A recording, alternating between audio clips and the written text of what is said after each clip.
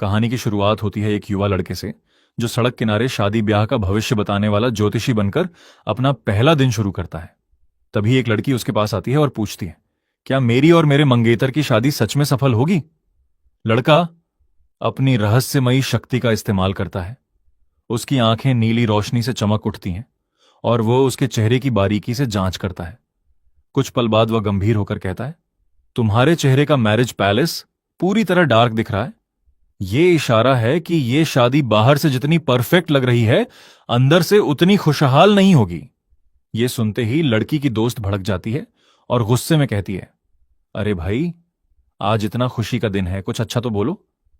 लेकिन ज्योतिषी शांत होकर जवाब देता है, तुम्हें मीठा झूठ सुनना है या कड़वा सच? लड़की खुद जानना चाहती है कि उसने ऐसा क्यों कहा। तब वह उसके चेहरे की तरफ इशारा करते हुए कहता है, तुम्हारी नाक का सिरा काला और फीका पड़ चुका है। तुम्हारा वेल्थ पैलेस धूल से ढका हुआ है। इसका मतलब जिस इंसान से तुम शादी करने जा रही हो, उसकी आर्थिक हालत बुरी तरह बिगड़ चुकी है। तभी उसका मंगेतर वहां पहुंच जाता है।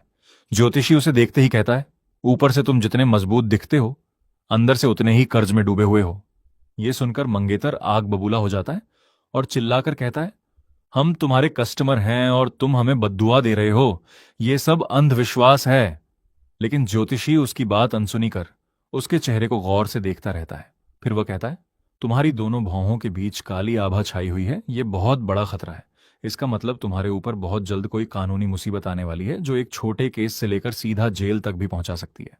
यह सुनते ही मंगेतर का चेहरा उड़ जाता है, क्योंकि उसे अपना हाल ही में किया गया बड़ा बिजनेस डील याद आ जाता है। तभी ज्योतिषी आखिरी भविष्यवाणी करता है, वो डील पूरी तरह बर्बाद होने वाली है। तुम अपना सब कुछ खो दोगे, और जिसने तुम्हें ठगा है, मैं जानता हूं वो कौन है। तुम्हारे चेहरे के ये निशान साफ बता रहे हैं कि जेल जाना अब तुम्हारी किस्मत बन चुका है। लड़की सदमे में अपने मंगेतर से पूछती है, क्या फॉर्च्यून टेलर ने जो कहा वो सच है? मंगेतर तुरंत बात को बकवास बताकर उसे नजरअंदाज करने के लिए कहता है, लेकिन लड़की जिद करके उसका बैग छीन लेती है। जैसे ही वह बैग खोलती है, अंदर 50 लाख का कर्ज का सर्टिफिकेट देखकर उसके पैरों तले जमीन खिसक जाती है। मंगेतर घबराकर सफाई देने लगता है, लेकिन उसकी दोस्त बीच में आकर उसे जोर से धक्का दे देती है। तभी पुलिस पहुंच जाती है और पूरा मामला अपने हाथ में ले लेती है, जबकि लड़की टूटकर वहीं खड़ी रह जाती है। उसी समय फॉर्च्यून टेलर के सिस्टम से नोटिफिकेशन आता है, पहला मिशन सफल। कहानी 3 दिन पहले चली जाती है, जहां एक डॉक्टर उसे बताता है कि उसके दिमाग में ब्रेन ट्यूमर है और उसके पास ज्यादा से ज्यादा सिर्फ 3 महीने की जिंदगी बची है। यह सुनकर उसकी दुनिया उजड़ जाती है और वह फूट फूट कर रो पड़ता है। तभी अचानक एक रहस्यमयी सिस्टम एक्टिव होता है और मैसेज देता है कि उसकी जिंदगी रीसेट करने का मिशन शुरू हो चुका है। सिस्टम बताता है कि अब से उसे रोज दोपहर 2 से 3 बजे तक मैरिज रजिस्ट्रेशन ऑफिस के बाहर बैठकर 3 लोगों का भविष्य बिल्कुल सही बताना होगा, तभी उसकी जिंदगी बढ़ेगी। कहानी फिर वर्तमान में लौटती है। तभी एक विशालकाय आदमी उसके सामने ढेर सारे पैसे रखकर अपनी शादी का भविष्य पूछता है। फॉर्च्यून टेलर उसका चेहरा देखकर कहता है, तुम्हारे चिल्ड्रन पैलेस की चमक बता रही है कि तुम्हें आज्ञाकारी और नेक संतान का सुख मिलेगा। आदमी खुशी से उछल पड़ता है और कहता है, बिल्कुल सही। पिछले महीने मेरे बेटे ने मुझे नई कार गिफ्ट की थी। वह गर्व से अपने बेटे की फोटो दिखाता है, लेकिन फोटो देखते ही फॉर्च्यून टेलर मन ही मन सोचता है, अच्छी जमीन पर किसी और की फसल उग गई है। आदमी घबराकर इसका मतलब पूछता है। फॉर्च्यून टेलर समझाता है कि उसके और उसकी पत्नी दोनों के चौकोर चेहरे और चौड़े जबड़े हैं, लेकिन बेटे के नयन नक्श बिल्कुल अलग, नुकीले और नाजुक हैं। वह कहता है कि यह समानता नहीं बल्कि बहुत बड़ा फर्क है। तभी आदमी को पड़ोसियों की पुरानी बातें याद आने लगती हैं, जब वे मजाक में कहते थे कि उसका बेटा किसी से भी नहीं मिलता। अचानक उसे एहसास होता है कि उसका बेटा सच में उसका नहीं हो सकता। वह जमीन पर गिर पड़ता है और फूट फूट कर रोने लगता है। उसी पल सिस्टम का दूसरा मिशन भी सफल हो जाता है। अब एक बुजुर्ग महिला और एक बूढ़ा आदमी उसके पास आते हैं। महिला मुस्कुराकर कहती है, बस हमारी शादी के बारे में कुछ शुभ बोल दो। लेकिन फॉर्च्यून टेलर उसके चेहरे को देखकर कहता है, तुम्हारी उभरी हुई गाल की हड्डियां, पतले होंठ और सनपाकू आंखें बता रही हैं कि तुम्हारे इरादे अच्छे नहीं हैं। तुम शादी नहीं, इस बूढ़े आदमी की संपत्ति हड़पने आई हो।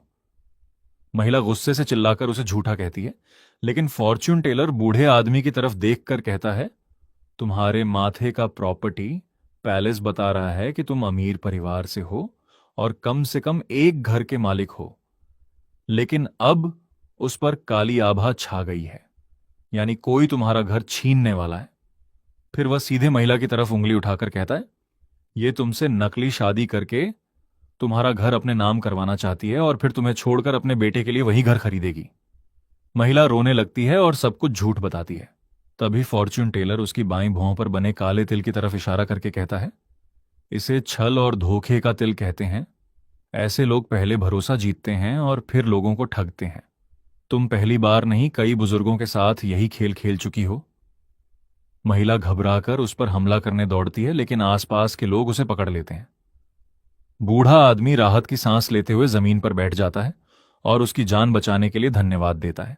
तभी सिस्टम तीसरे मिशन की सफलता घोषित करता है। अगले ही पल इनाम का हिसाब आता है। उसकी जिंदगी में 30 दिन और जुड़ जाते हैं। साथ ही उसे 10 लाख की बड़ी नकद राशि भी मिलती है। वह राहत की सांस लेकर धीरे से कहता है, आखिरकार मैं बच गया। घड़ी देखकर वह ऐलान करता है कि आज का काम खत्म हो गया है। लेकिन भीड़ उसे रोकने लगती है। कोई एक और रीडिंग के लिए 1 लाख ऑफर करता है। वही लड़की जिसे उसने पहले बचाया था सीधे 5 लाख देने की बात कहती है। हर तरफ पैसों की बोलियां लगने लगती हैं। तभी काले सूट पहने गार्ड भीड़ हटाते हैं और एक रईस आदमी आगे आकर अपना परिचय वोंग जैन हुआ के रूप में देता है। वह सिर्फ एक रीडिंग के बदले 50 लाख वाली ब्लैक बैंक कार्ड उसके सामने रख देता है। पूरी भीड़ हैरान रह जाती है, लेकिन फॉर्च्यून टेलर शांत होकर कहता है, माफ कीजिए, आज का कोटा पूरा हो चुका है। अमीर आदमी बार बार समझाता है कि नियम बदले जा सकते हैं और रकम भी बढ़ाने को तैयार है, लेकिन फॉर्च्यून टेलर घड़ी देखकर कहता है, करीब 3 बज चुके हैं, अब मैं जा रहा हूं। वह अपना बैग उठाकर चला जाता है और करोड़ों का मालिक वहीं कार्ड हाथ में लिए खड़ा रह जाता है। भीड़ सोचती रह जाती है कि जिसने पूरी जिंदगी सबको पैसे से झुकाया, उसे पहली बार कोई ऐसा मिला जिसे खरीदा नहीं जा सकता। रात को फॉर्च्यून टेलर घर लौटकर गहरी नींद सो जाता है, लेकिन सोशल मीडिया पर उसका वीडियो आग की तरह फैल जाता है। करोड़ों लोग देखते हैं कि उसने 50 लाख का ऑफर ठुकरा दिया, जबकि उसी दिन उसकी तीनों भविष्यवाणियां सच साबित हो चुकी थीं। देखते ही देखते लोग उसे सिविल अफेयर्स ऑफिस का लेजेंडरी फॉर्च्यून टेलर कहने लगते हैं। बड़े बड़े इन्फ्लुएंसर और अमीर लोग उसे ढूंढने में करोड़ों खर्च करने को तैयार हो जाते हैं। तभी आधी रात को सिस्टम का नया नोटिफिकेशन आता है। इस बार मिशन है क्रिमिनल इन्वेस्टिगेशन बिल्डिंग के बाहर बैठकर टैरो कार्ड्स की मदद से मर्डर केस से जुड़े 3 लोगों का भविष्य पढ़ना और उनके राज खोलना। वह तुरंत सर्द रात में काले कपड़े पहनकर वहां पहुंच जाता है, अपना स्टॉल लगाता है और बोर्ड टांग देता है, murder case specialist tarot reading. तभी एक पुलिस ऑफिसर गुस्से में उसके पास आता है और चिल्लाता है, तुम्हें पता भी है ये कौन सी जगह है? ये कोई नाइट मार्केट नहीं है, अभी अपना सामान समेटो और निकलो। फॉर्च्यून टेलर थके हुए अंदाज में विनती करता है, बस 2 घंटे रुकने दीजिए, मैं किसी का रास्ता नहीं रोक रहा। लेकिन ऑफिसर साफ मना कर देता है और धमकी देता है कि अगर वह नहीं गया तो जबरदस्ती हटाया जाएगा। फॉर्च्यून टेलर अपनी जगह से हिलने से इनकार कर देता है।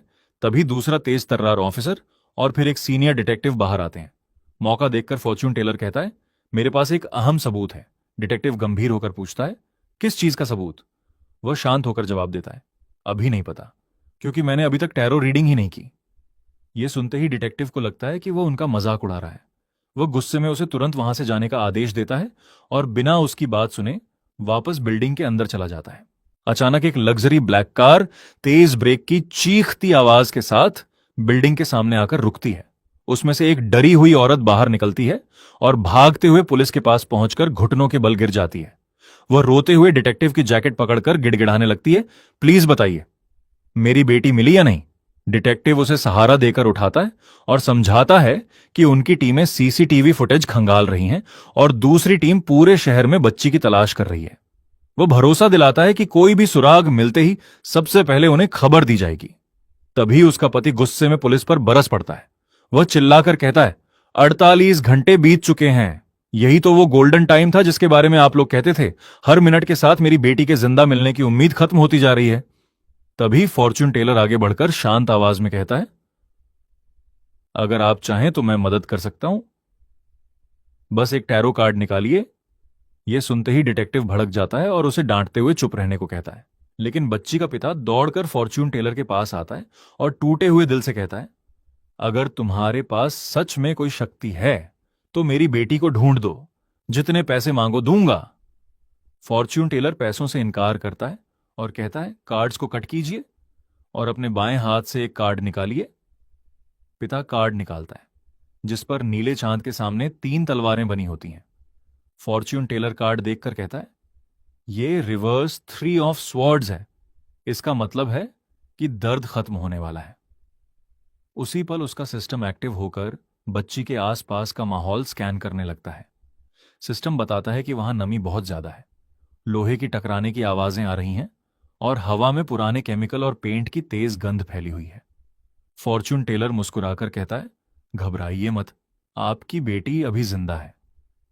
यह सुनते ही मां खुशी के आंसुओं के साथ जमीन पर बैठ जाती है। फिर वो पुलिस की तरफ मुड़कर कहता है, बच्ची शहर के उत्तरी हिस्से में है, पानी के पास किसी सुनसान और खुले इलाके में। वहां घंटियों की आवाज साफ सुनाई देती है। पुलिस को तुरंत समझ आ जाता है कि वह जगह एक सुनसान पोर्ट या शिपिंग डॉक हो सकती है, जहां बड़े बड़े क्रेन और क्लॉक टावर हैं। लेकिन फॉर्च्यून टेलर यहीं नहीं रुकता। वह कहता है, किडनैपर कोई अनजान आदमी नहीं, बल्कि वही है जिसे आप लोग अच्छी तरह जानते हैं। उसके शरीर से पुराने पेंट की गंध आती है, क्योंकि वह हमेशा पेंट वाले माहौल में रहता है। यह सुनते ही पति चौंक कर कहता है, यह तो ओल्ड ल्यू हो सकता है। पत्नी को भी याद आता है कि कुछ दिन पहले घर की मरम्मत करने वाले कॉन्ट्रैक्टर लियू जियान मिन से पैसों को लेकर उनका झगड़ा हुआ था और जाते जाते उसने उन्हें धमकी भी दी थी। पति तुरंत याद करता है कि उस दिन उसके शरीर से पेंट की तेज बदबू आ रही थी। डिटेक्टिव तुरंत अपने लोगों को आदेश देता है, अभी के अभी लियू जियान मिन को ट्रैक करो। पुलिस की गाड़ियां सायरन बजाती हुई निकल जाती हैं, जबकि फॉर्च्यून टेलर आराम से बैठकर अपनी थर्मल मग से चाय पीता है। तभी सिस्टम बताता है कि उसके मिशन का 1/3 हिस्सा पूरा हो चुका है। करीब 1 घंटे बाद पुलिस की गाड़ियां वापस लौटती हैं। मां अपनी मासूम बेटी को सीने से लगाकर खुशी के आंसू बहाती है, जबकि नर्सें उसकी देखभाल कर रही होती हैं। डिटेक्टिव फॉर्च्यून टेलर के पास आकर बताता है कि किडनैपर गिरफ्तार हो चुका है और बच्ची बिल्कुल उसी जगह मिली जहां उसने बताया था। फॉर्च्यून टेलर विनम्रता से कहता है, इसका पूरा श्रेय पुलिस को जाता है, मैं तो बस एक साधारण फॉर्च्यून टेलर हूं। लेकिन डिटेक्टिव उसकी बात काटते हुए कहता है, इतनी भी विनम्रता मत दिखाओ। इतनी सटीक जानकारी बिना पहले से जाने कोई नहीं दे सकता। अगर तुमने केस की जानकारी छिपाई है या गैर कानूनी तरीके से हासिल की है तो यह भी अपराध है। फॉर्च्यून टेलर नाराज होकर जवाब देता है, मैंने आपसे क्या छिपाया है। तभी एक सफेद जीप तेजी से वहां आकर रुकती है। उसमें से एक महिला फॉरेंसिक डॉक्टर दौड़ती हुई आती है और कमांडर जियाओ को बताती है, नदी से मिली लाश की डीएनए रिपोर्ट आ गई है, लेकिन उसका कोई मैच क्रिमिनल डेटाबेस में नहीं मिला। डिटेक्टिव झुंझलाकर पूछता है, क्या मिसिंग पुरुषों की लिस्ट से भी कोई मैच नहीं मिला? डॉक्टर सिर हिलाकर कहती है, नहीं। कंकाल बड़ा है और पेल्विस का कुछ हिस्सा गायब होने के बावजूद बाकी हड्डियों के एंगल साफ बताते हैं कि यह एक पुरुष का शरीर है। इसलिए हमने सभी मिसिंग पुरुषों से मिलान किया, लेकिन कोई मैच नहीं मिला। वह खुद भी इस मेडिकल मिस्ट्री से परेशान दिखाई देती है। तभी फॉर्च्यून टेलर अचानक बोल पड़ता है, वो लाश किसी पुरुष की है ही नहीं। डॉक्टर और डिटेक्टिव दोनों चौंक जाते हैं। डॉक्टर पूछती है, मतलब वो महिला की लाश है? फॉर्च्यून टेलर शांत स्वर में कहता है, आपकी पूरी जांच गलत दिशा में चल रही है, इसलिए कोई मैच नहीं मिल रहा। फॉरेंसिक डॉक्टर शक भरी नजरों से उसे देखकर कहती है, हम साइंटिफिक फॉरेंसिक एनालिसिस करते हैं, अंदाजे नहीं लगाते। तीसरी, लंबर वर्टिब्रा और पेल्विक फ्रैगमेंट्स के सारे एंगल्स पुरुष की तरफ इशारा करते हैं। फॉर्च्यून टेलर हल्की मुस्कान के साथ कहता है, अगर आपको अपनी साइंस पर इतना भरोसा है तो एक टैरो कार्ड निकालिए, मैं साबित कर दूंगा कि मैं सही हूं और इस लाश का राज भी यहीं खुल जाएगा। डॉक्टर बिना यकीन के एक टैरो कार्ड निकालती है और उसके हाथ में टेम्परेंस इम्प्रेस का एक बेहद दुर्लभ वेरिएंट आ जाता है। फॉर्च्यून टेलर कार्ड को ध्यान से देखता है। उस कार्ड में एक प्रेग्नेंट एम्प्रेस बनी होती है, लेकिन उसका पेट बीच से फटा हुआ दिखाई देता है। उसका सिस्टम तुरंत एनालिसिस शुरू कर देता है और बताता है कि जिस लाश की बात हो रही है उसने कई सालों तक लगातार मेल हार्मोन्स लिए थे।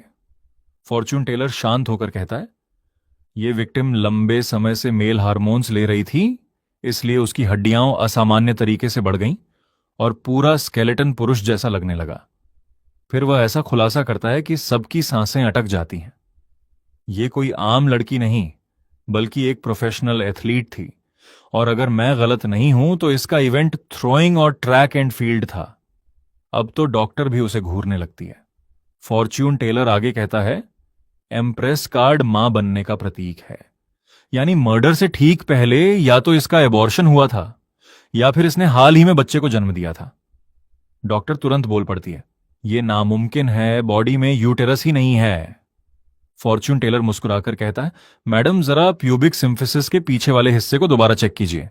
अगर वहां पुराना गड्ढा मिला तो समझिए पहले डिलीवरी हो चुकी थी, और अगर वहीं ताजा फटने के निशान मिले तो हाल ही में अबॉर्शन हुआ है।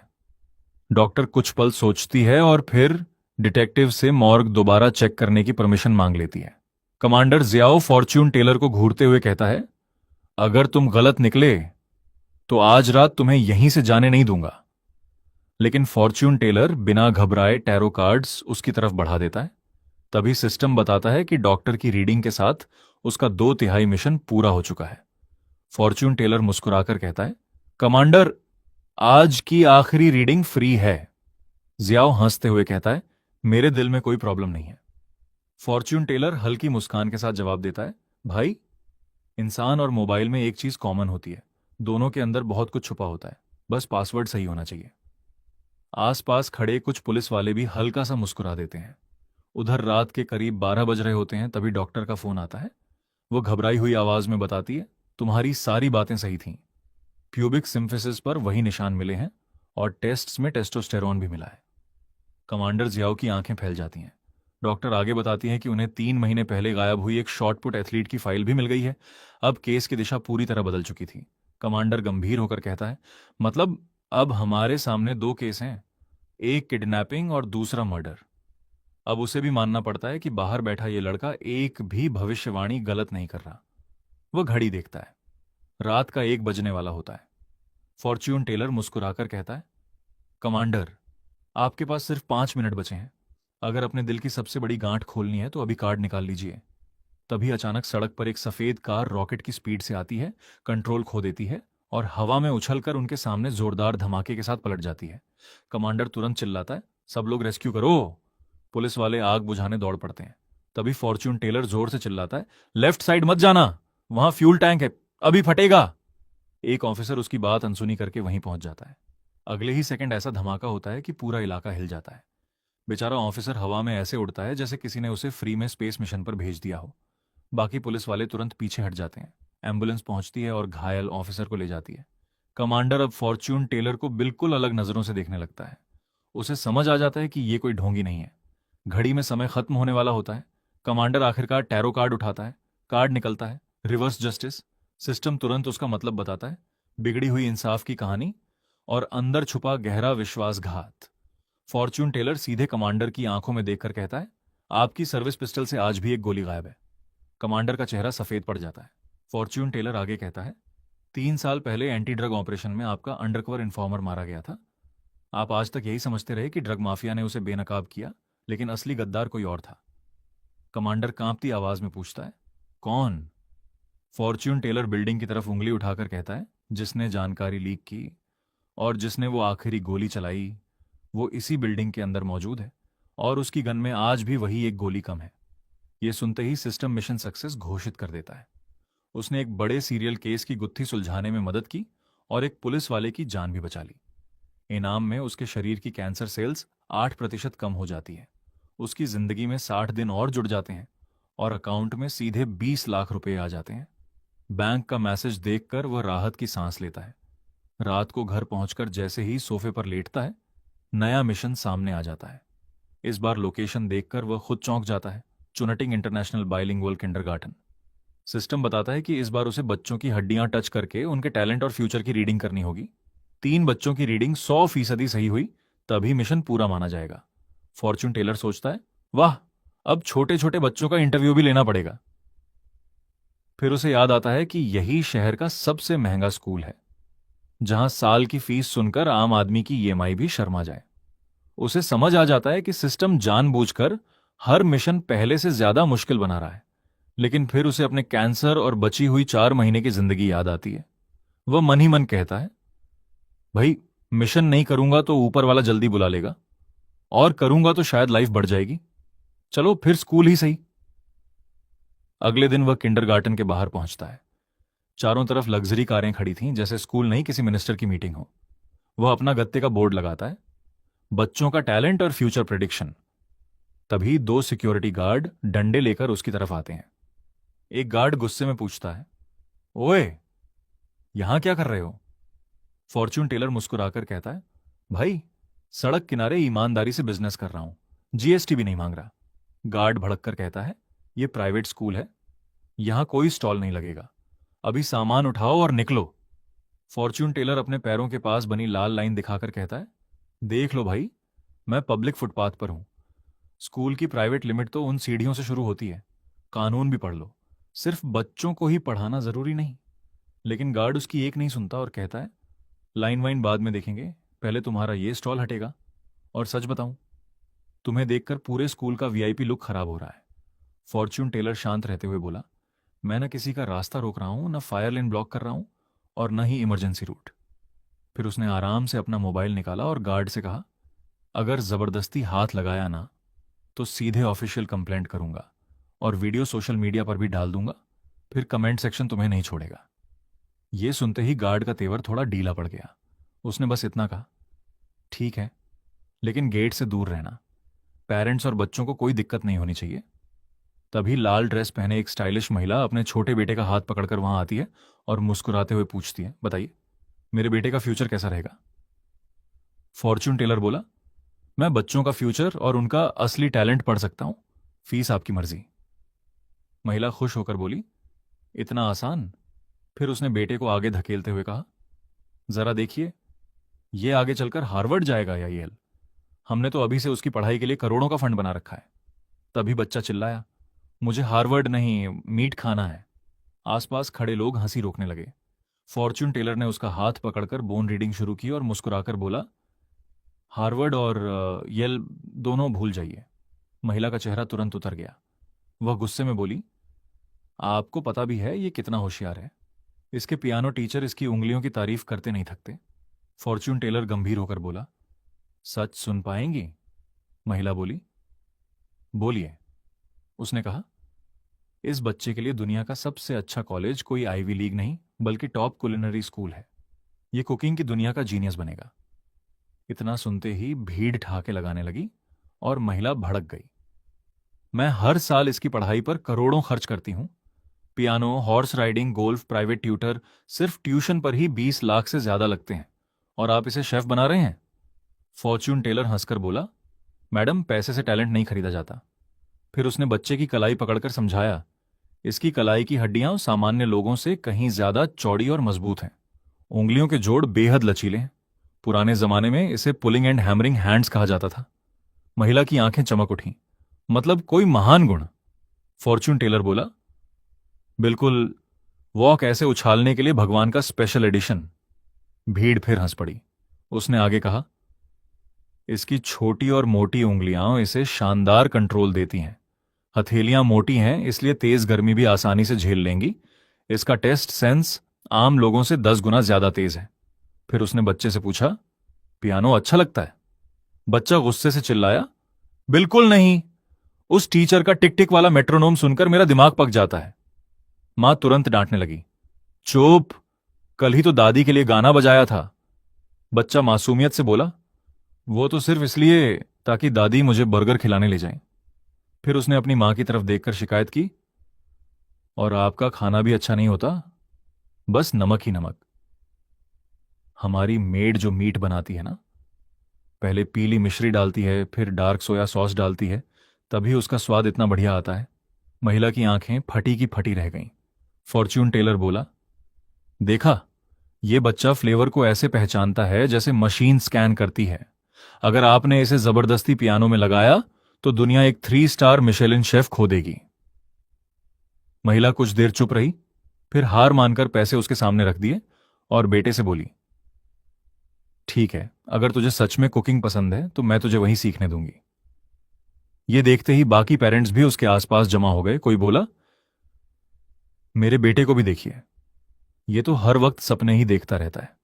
तभी भीड़ को चीरते हुए वही अमीर आदमी आगे आया और घमंड से बोला, रुको, दूसरा कस्टमर मैं हूं। उसने अपनी बेटी को आगे करते हुए कहा, पहले वाले बच्चे में खाना पसंद है, ये तो देखकर भी समझ आ जाता है, इसमें कौन सी बड़ी बात थी। वह हंसते हुए बोला, अगर सच में इतनी ताकत है तो मेरी बेटी को देखकर बताओ। फिर उसने गर्व से अपनी बेटी का परिचय कराया, यह है लिन शियान, पूरे स्कूल की ऑफिशियल जीनियस। 3 साल की उम्र में सैकड़ों कविताएं याद थीं, 5 साल में मेंटल मैथ्स मास्टर कर लिया और अब खुद से एडवांस कैलकुलस पढ़ रही है। भीड़ दंग रह गई। किसी ने फुसफुसाकर कहा, यही है वो चाइल्ड प्रोडिजी। आदमी मुस्कुराकर बोला, चलो फॉर्च्यून टेलर, अब इसकी बोन रीडिंग करके बताओ, कहीं ये नया आइंस्टीन है या फिर अगली मैरी क्यूरी। फॉर्च्यून टेलर बिना कुछ बोले बच्ची के सिर पर हाथ रखता है। सिस्टम तुरंत उसके दिमाग और हड्डियों का स्कैन शुरू कर देता है। कुछ सेकंड बाद रिजल्ट देखकर उसके चेहरे की मुस्कान गायब हो जाती है। रिपोर्ट बता रही थी कि बच्ची के शरीर का विकास कुपोषण और लगातार मानसिक दबाव की वजह से रुक गया है। उसके दिमाग का लॉजिक वाला हिस्सा लगभग एक्टिव ही नहीं है।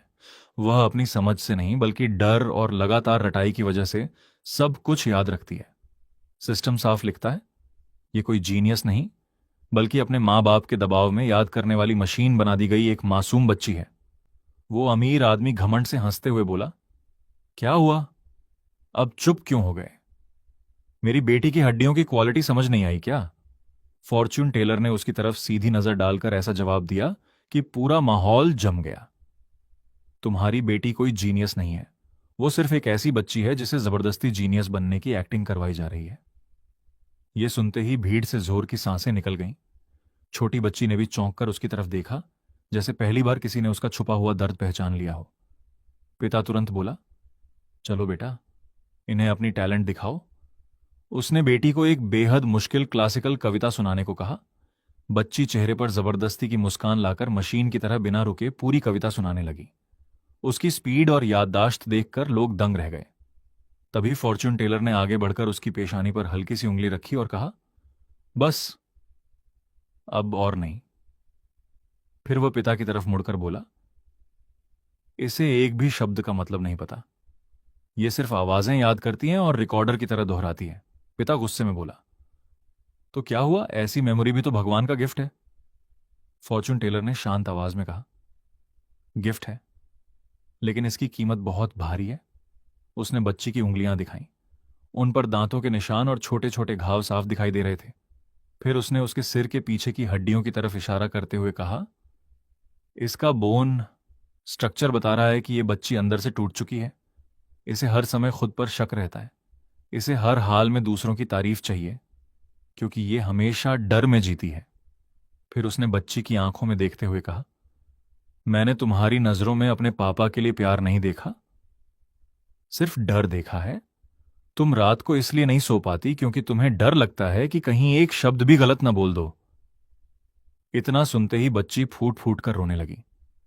फॉर्च्यून टेलर आगे बोला, तुम्हें डर है कि गलती हुई तो फिर तुम्हें उस बिना खिड़की वाले स्टडी रूम में बंद कर दिया जाएगा।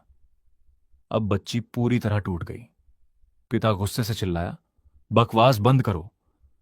उसने बेटी का हाथ पकड़कर उसे घसीटना चाहा और बोला, इस पागल की बात मत सुनो। लेकिन तभी बच्ची जोर जोर से चीखने लगी। वह जमीन पर गिर गई और रोते रोते वही कविता दोहराने लगी जो उसे जबरदस्ती याद करवाई गई थी। उसकी हालत देखकर पूरे माहौल में सन्नाटा छा गया। वह लगातार रोते हुए चिल्ला रही थी, मुझे अब और याद नहीं करना, एको पापा प्लीज मुझे मत मारो। यह सुनते ही पिता का चेहरा शर्म से झुक गया। वह घबरा कर बोला, मैंने ऐसा कुछ नहीं किया। लेकिन उसकी आवाज में आत्मविश्वास नहीं था। फॉर्च्यून टेलर गंभीर होकर बोला, इसे जितनी जल्दी हो सके साइकेट्रिस्ट के पास ले जाइए। अभी इलाज हो गया तो बच जाएगी, लेकिन 2 साल और ऐसे ही चला तो इसका दिमाग पूरी तरह टूट जाएगा। तब इसकी ये नकली जीनियस वाली इमेज भी खत्म हो जाएगी और ये हाई आईक्यू होने के बावजूद मानसिक रूप से बुरी तरह टूट जाएगी। पिता की आंखों से आंसू निकल पड़े। उसने बेटी को सीने से लगाया, बार बार माफी मांगी और उसे गोद में उठाकर वहां से चला गया। तभी सिस्टम का नोटिफिकेशन आया, आज की 3 में से 2 रीडिंग सफल। तभी एक और लग्जरी कार आकर रुकती है। उसमें से बेहद रौबदार और अमीर दिखने वाली एक बुजुर्ग महिला उतरती है। भीड़ में फुसफुसाहट शुरू हो जाती है, अरे ये तो शिन ग्रुप की चेयरपर्सन है। सिस्टम भी तुरंत स्कैन करके बताता है कि उनके अंदर ताकत और अधिकार की बेहद शक्तिशाली आभा है। दादी मुस्कुराकर पूछती हैं, क्या तुम्हारे पास आज की आखिरी रीडिंग बची है? फॉर्च्यून टेलर सिर हिलाकर कहता है, हां, आखिरी कस्टमर आप हैं। वह अपने पोते को आगे लाकर पूछती है, बताओ क्या यह भविष्य में हमारा पूरा बिजनेस संभाल पाएगा? फॉर्च्यून टेलर कहता है, पहले इसकी बोन रीडिंग करनी होगी। तभी सिक्योरिटी वाले बीच में आते हैं, लेकिन दादी हाथ उठाकर उन्हें रोक देती हैं। फॉर्च्यून टेलर बच्चे के सिर पर हाथ रखता है, उसकी आंखें लाल चमकने लगती हैं और सिस्टम स्कैन शुरू कर देता है। कुछ सेकंड बाद रिजल्ट आता है, लीडरशिप 0, जिम्मेदारी 0, लेकिन पैसा उड़ाने की talent full marks. Fortune teller उसकी हथेली भी देखता है और आखिर में गंभीर होकर कहता है, ये बच्चा आपका बिजनेस संभालने के लिए बिल्कुल फिट नहीं है, बल्कि अगर इसे चेयरमैन बना दिया तो यही आपकी पूरी दौलत खत्म कर देगा। दादी का चेहरा सख्त हो जाता है। कोई वजह? फॉर्च्यून टेलर उसके हाथ की तरफ इशारा करके कहता है, देखिए, इसकी लंबी उंगलियां और पतली हथेली फिजियोग्नॉमी में वेल्थ लीकिंग हैंड कहलाती हैं। यानी पैसा इसके हाथ में वैसे ही टिकेगा जैसे छलनी में पानी। पुराने लोग कहते थे, सोना भी इसके हाथ से बिना आवाज किए निकल जाएगा। फिर उसने बच्चे के माथे की तरफ इशारा किया। यहां की हड्डियां ऊंची और चमकदार हैं, इसका मतलब ये आजाद रूह है। इसे ऑफिस में बैठाकर फाइलें साइन करवाना सबसे बड़ी गलती होगी। 10 साल के अंदर ये पूरा ग्रुप बेच देगा, सिर्फ इसलिए कि दुनिया घूम सके। हो सकता है अंटार्कटिका में पेंगुइन देखने चला जाए, या किसी दिन बोले कि मंगल ग्रह देखने का मन है। भीड़ हंसी रोक नहीं पाई, लेकिन दादी के चेहरे पर चिंता साफ दिखाई देने लगी। उन्होंने घबराकर पूछा, क्या सच में इतना निकम्मा निकलेगा? फॉर्च्यून टेलर मुस्कुराकर बोला, निकम्मा नहीं, बस बिजनेस के लिए नहीं बना। इसकी असली ताकत नई जगहें, नई चीजें और दुनिया एक्सप्लोर करना है। अगर आपकी 3 पीढ़ियों की कमाई इतनी है कि खत्म ही नहीं होगी, तो इसे दुनिया घूमने दीजिए। यकीन मानिए, ये चेयरमैन नहीं, दुनिया का टॉप क्लास एक्सप्लोरर बनेगा। दादी प्यार से अपने पोते की तरफ देखकर पूछती हैं, बेटा, सच सच बताओ, चेयरमैन बनना चाहते हो? बच्चा मासूमियत से पूछता है, चेयरमैन बनूंगा तो शेर का शिकार कर पाऊंगा। दादी बोली, नहीं। बच्चा तुरंत बोला, तो मुझे नहीं बनना। मुझे अफ्रीका जाना है, अंटार्कटिका भी, और बड़ा होकर मंगल ग्रह भी देखना है। किंडरगार्टन में बैठ बैठकर पढ़ाई करते करते बोर हो गया हूं। दादी जोर से हंस पड़ी। अच्छा, तो हमारा असली वेल्थ स्पेंडर यही है।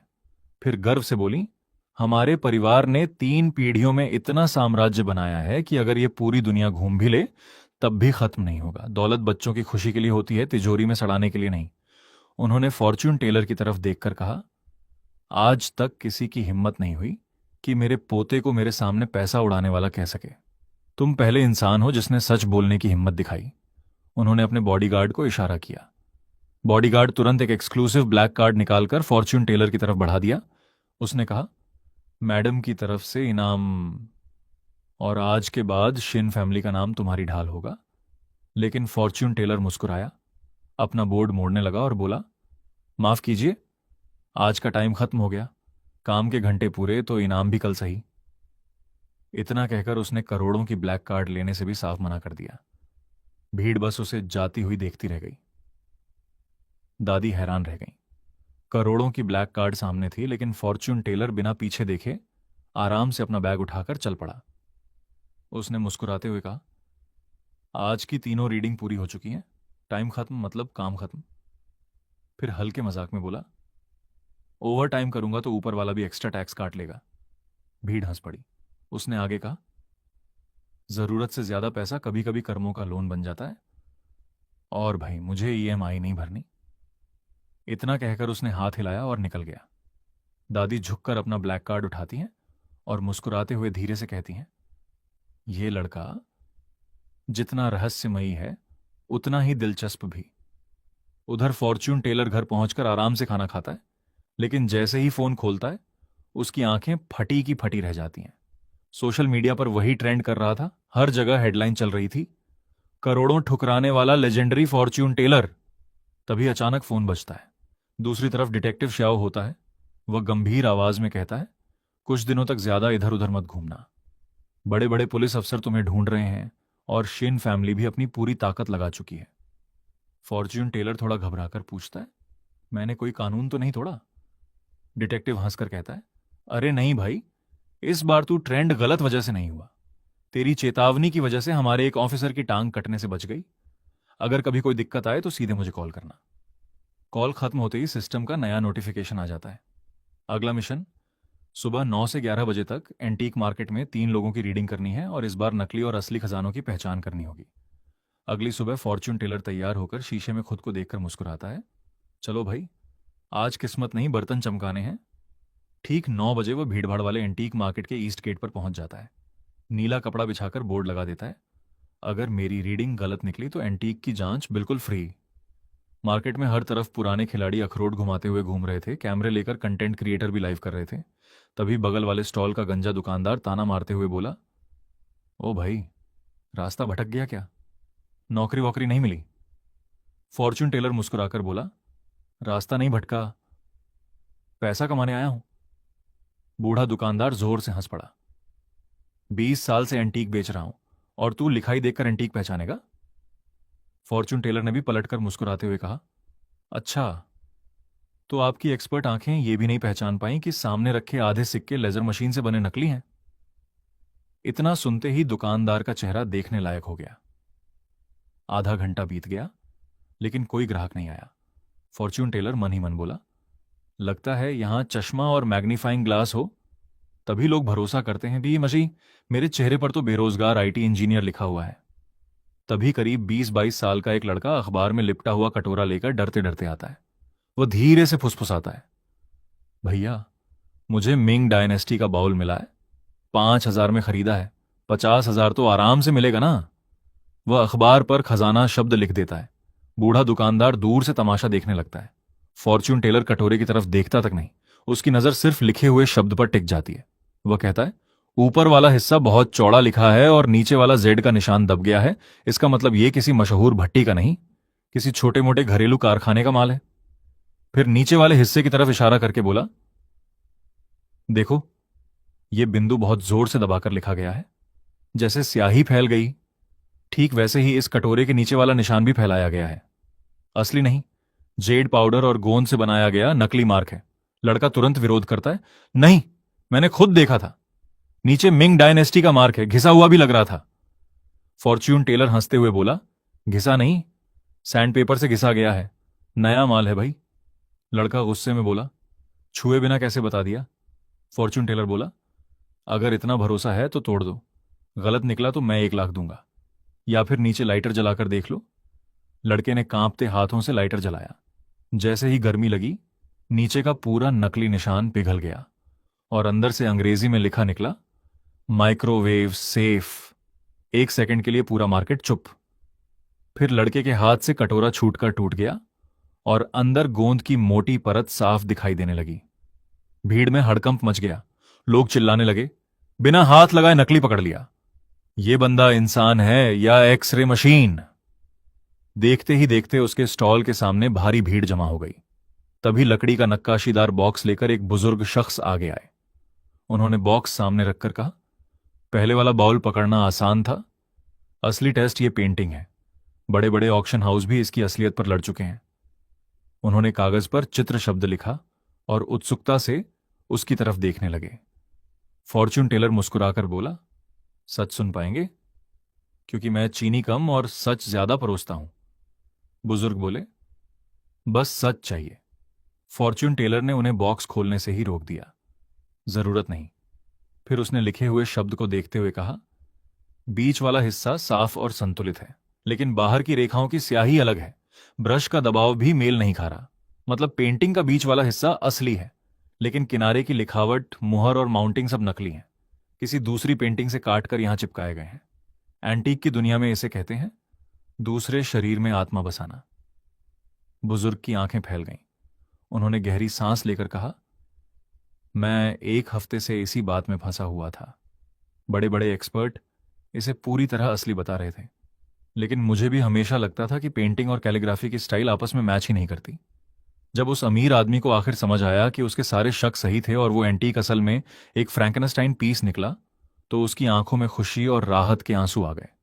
उसने ज्योतिषी का हाथ पकड़कर कहा, अगर आपने सच ना बताया होता तो मेरे करोड़ों डूब जाते। और तुरंत एक लाल लिफाफा इनाम में दे दिया। ऊपर से इतना झुककर प्रणाम किया कि लोगों को लगा योगा क्लास शुरू हो गई है। यह नजारा देखते ही भीड़ टूट पड़ी। तभी धक्का मुक्की में एक गरीब बूढ़ा आदमी अपने मैले से बैग के साथ घिसटता हुआ सामने आ गिरा। लोग उसका मजाक उड़ाने लगे, लेकिन ज्योतिषी ने सबको चुप कराया और पूछा, बैग में क्या है? बूढ़ा बोला, कुछ खास नहीं, नदी किनारे कंस्ट्रक्शन साइट से लोहे का टुकड़ा मिला था, कबाड़ी को बेचकर खाने का इंतजाम करने जा रहा था। जब उसने कीचड़ से भरा वो टुकड़ा निकाला तो भीड़ हंसने लगी। ज्योतिषी ने उससे कोई शब्द लिखने को कहा तो बूढ़ा बोला कि उसे सिर्फ लोहा लिखना आता है, क्योंकि वो कभी आयरन फैक्ट्री में मजदूरी करता था। जैसे ही उसने लोहा लिखा, ज्योतिषी ने उल्टा उसी को लाल लिफाफा थमा दिया और बोला, मैं फीस नहीं लूंगा, ये तुम्हारे लिए है। फिर उसने उस शब्द का मतलब समझाते हुए कहा कि इसका इशारा उस चीज की तरफ है जिसकी असली चमक खो चुकी है, लेकिन असली कीमत अभी भी बाकी है। उसने तुरंत पहचान लिया कि यह कोई कबाड़ नहीं बल्कि तांग राजवंश के समय का पीली नदी की बाढ़ रोकने वाले विशाल लोहे के बैल का हिस्सा है, जिस पर आज भी प्राचीन निशान मौजूद हैं। यानी बूढ़ा कबाड़ी नहीं, चलता फिरता खजाना लेकर घूम रहा था। भीड़ ने पहले उसे पागल समझा, लेकिन ज्योतिषी ने बूढ़े को सख्त हिदायत दी कि इसे कबाड़ी को मत बेचना, सिर्फ 200 मीटर दूर म्यूजियम ऑफिस में जमा कर देना। उसने टैक्सी के लिए पैसे भी दिए और भरोसा दिलाया कि सरकार उसे सम्मान पत्र और इतना बड़ा इनाम देगी कि आराम से रिटायरमेंट कट जाएगी। बूढ़ा रोते रोते वहां से भाग गया। तभी पूरे मार्केट में अनाउंसमेंट गूंज उठा कि काला लोहे का टुकड़ा लेकर जाने वाला बूढ़ा तुरंत ऑफिस पहुंचे, क्योंकि वो ग्रेड ए राष्ट्रीय धरोहर निकला और एक बड़े केस की अहम कड़ी है। घर लौटकर ज्योतिषी ने देखा कि उसके अकाउंट में पूरे 50 लाख आ चुके हैं। तभी दरवाजे पर डिटेक्टिव श्याओ सेबों का बैग लेकर पहुंचा और अपनी बहन जियाओ शियाओया की मदद मांगी। उसने बताया कि अस्पताल में सीटी, एमआरआई और ब्लड टेस्ट सब नॉर्मल आए, लेकिन उसकी बहन हर रात एक अंधेरी जगह का सपना देखती है जहां दीवार के पीछे कोई लगातार खरोंचता रहता है। सबसे डरावनी बात यह कि सुबह उठने पर उसके नाखूनों में सचमुच धूल भरी होती है। डॉक्टरों ने उसे स्किज़ोफ्रेनिया बताकर मानसिक अस्पताल में भर्ती कर दिया, लेकिन दवाइयों से भी कोई फर्क नहीं पड़ा। आखिरकार ज्योतिषी उसके साथ अस्पताल गया।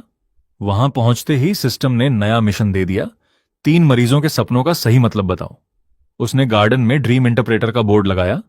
पहला मरीज छाता लेकर आया और बोला कि उसने सपना देखा कि वो खुद फटा हुआ छाता बन गया है। ज्योतिषी ने समझाया कि यह मौत का संकेत नहीं बल्कि अपनी मां को खोने का दर्द है। इतना सुनते ही मरीज फूट फूट कर रोने लगा। तभी डिटेक्टिव की बहन उसके सामने आई और कांपती आवाज में बोली, क्या आपको भी वो आवाज सुनाई देती है? उसने कहा कि दीवार के अंदर कोई लगातार 1, 2, 3 गिनते हुए खरोंच रहा है। सब उसे पागल समझते हैं, लेकिन वो जानती है कि कोई सचमुच वहां मौजूद है। ये कहते कहते उसके खून और धूल से भरे नाखून बेंच को खरोंचने लगे और वो हंसते हंसते अचानक रोने लगी। अब असली हॉरर की शुरुआत होने वाली थी। फॉर्चून टेलर की आंखें नीली रोशनी से चमक उठीं और सिस्टम ने पूरा राज खोल दिया। उसे साफ दिखाई दिया कि यह आवाज किसी भूत की नहीं बल्कि कंक्रीट पर नाखून रगड़ने की है, और दीवार के अंदर एक सीक्रेट खोखली जगह भी मौजूद है। उसने तुरंत डिटेक्टिव श्याओ को बुलाकर कहा, तुम्हारी बहन बिल्कुल पागल नहीं है, जो आवाज वो सुनती है वो सच में है। डिटेक्टिव घबरा गया, मतलब पड़ोसी के फ्लैट में कोई छिपा है? फॉर्चून टेलर ने सिर हिलाकर कहा, नहीं, वो तो दीवार के अंदर फंसा हुआ है। अभी इसी वक्त बेडरूम की उस दीवार को तोड़ो जो पड़ोसी के फ्लैट से लगी है। अंदर एक सीक्रेट कैविटी है और उसमें कोई इंसान अभी भी जिंदा है। 1 सेकंड भी मत गंवाना। यह सुनते ही लड़की राहत के आंसुओं में टूट पड़ी कि आखिर किसी ने उसकी बात पर यकीन किया। डिटेक्टिव ने फौरन अपनी टीम को फोन लगाकर बुलडोजर और तोड़फोड़ का सामान मंगवाया। उधर फॉर्चून टेलर आराम से घड़ी देखने लगा, जैसे ऑनलाइन फूड डिलीवरी का टाइम ट्रैक कर रहा हो। तभी अस्पताल के वार्ड 6 के हेड डॉक्टर लीवेई वहां पहुंचे और बोले, चलो देखते हैं ये ड्रीम इंटरप्रेटर कितना बड़ा खिलाड़ी है। उन्होंने अपना सपना बताया कि ऑपरेशन करते समय हर स्केलपेल रबड़ जैसा मुलायम हो जाता था और मरीज का शरीर कट ही नहीं रहा था। फॉर्चून टेलर ने डॉक्टर के हाथों को गौर से देखकर कहा, यह काम का तनाव नहीं है। तुम्हारा अवचेतन मन अब चाकू से नहीं, अपने हाथों से इंसानों का मांस फाड़ना चाहता है। डॉक्टर हंस पड़ा, लेकिन अगले ही पल फॉर्चून टेलर बोला, तुम्हारे हाथ किसी जान बचाने वाले डॉक्टर के नहीं, जल्लाद के लगते हैं। बेहतर होगा खुद पुलिस के सामने सरेंडर कर दो। डॉक्टर का चेहरा सफेद पड़ गया और वो भाग खड़ा हुआ। तभी डिटेक्टिव को कॉल आया। दीवार तोड़ दी गई थी। अंदर सचमुच आधा मीटर चौड़ी सीक्रेट जगह मिली, जहां 6 महीने से एक वांटेड अपराधी छिपा हुआ था। दीवार में छोटे छोटे झरोखे और कैमरे लगे थे और लड़की के सिर के ठीक पीछे बैठकर वहीं हर रात खरोंचता था। यह सुनकर लड़की सदमे में टूट गई। जाते जाते फॉर्च्यून टेलर ने डिटेक्टिव से कहा, उस डॉक्टर के पुराने ऑपरेशन और अस्पताल के आसपास गायब हुए लोगों की फाइलें भी खोलो। शाम तक मैसेज आया कि डॉक्टर गिरफ्तार हो चुका है और उसके बेसमेंट से इंसानी अंगों का भयानक कलेक्शन मिला है। ये पढ़कर फॉर्चून टेलर भी सन्न रह गया। रात को वो हॉटपॉट खाने निकला तो देखा पूरा शहर उसी की चर्चा कर रहा था। इंटरनेट ने उसे हाफ इमॉर्टल जांग का नाम दे दिया था और कोई सिर्फ उसका पता जानने के लिए 20 लाख युआन का इनाम रख चुका था। वो बड़बड़ाया, इतनी फेम तो एग्जाम के रिजल्ट से पहले भी नहीं चाहिए थी। तभी सिस्टम ने नया मिशन दे दिया।